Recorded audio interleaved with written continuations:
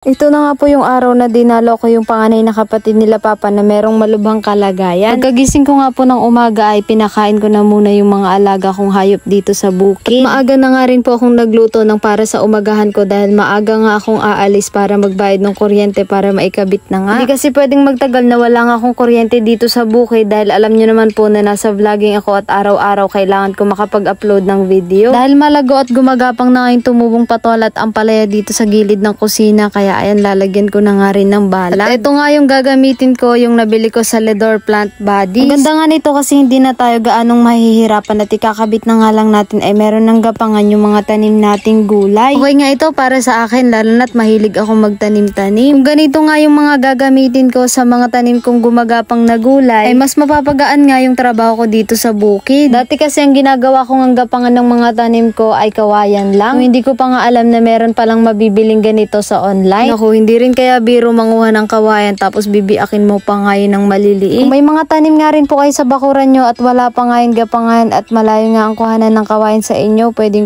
po kayo mag-order sa online. Ilalagay ko po sa comment kung saan nyo mabibili. At ayan, sa wakas, meron nang gapangan yung tumubo na patola at ampalaya dito. Pasensya na po kayo, gawang babae na naman yan kasi ako pag gumagawa kung saan ko maikabit ay dun na lang. Ang importante kasi sa akin ay nagawan ng paraan at mapapakinabangan naman. Sigurado maghihintay na lang tayo ng ilang araw ay mamumunga na din yan at mapapakinabangan na rin natin ang bunga niyan sa wakas at makakalibre na naman tayo ng gulay.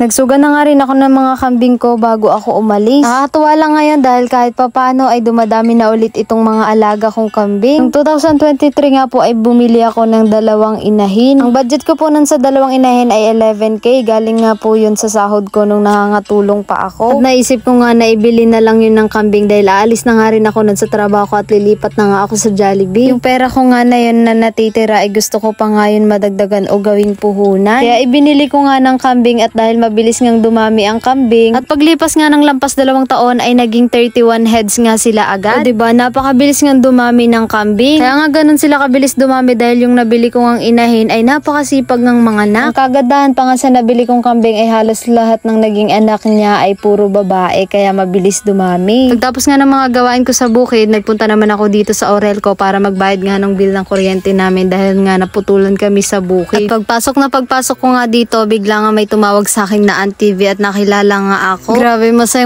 nga siya na nakita ko dahil simula nga raw ng mga vlog ko ay nanonood na nga raw siya at sumusuporta sa akin at tumahanga. Kaya tuwang-tuwa nga siya nung nakita niya ako sa hindi nga inaasahan. Nabanggit niya nga po sa akin na isa rin daw siyang content creator ng Aurora Province na nag-uumpisa pa lang kaya suportahan niyo rin po sana. Ilalagay ko na nga lang rin po sa comment yung pangalan ng page niya. At ayan, sa wakas nakapagbayad na nga rin tayo ng kuryente at ikakabit na nga rin nila sa bandang hapon. Kaya pag uwi ko nga sa kubo siguradong may kuryente na nga ulit tayo. Pagtapos kong magbayad ng kuryente, dumaan naman po ako dito sa Japan Surplus para magtingin nga ng hagdan na magagamit ko din sa bukid. Nabasa ko po kasi yung comment nyo dun sa isa kong video na nalaglag nga ako sa upuan. At pati na rin yung mga comment nyo dun sa video ko na umaakit nga ako sa bubong para ayusin. Na ang hagdan ko nga lang ay kahoy. Marami nga nagko-comment doon na dahil mahilig nga daw akong mag-akyat-akyat dito sa bukid pag nga may inaayos ako. Bakit nga daw hindi ako bumili ng mas maayos at mas matibay na hagdan yung safe nga ako? Kaya nga po ito, nagtingin na ako kaso nga lang hindi kinaya ng bulsa dahil napakamahal pala ng ganyan.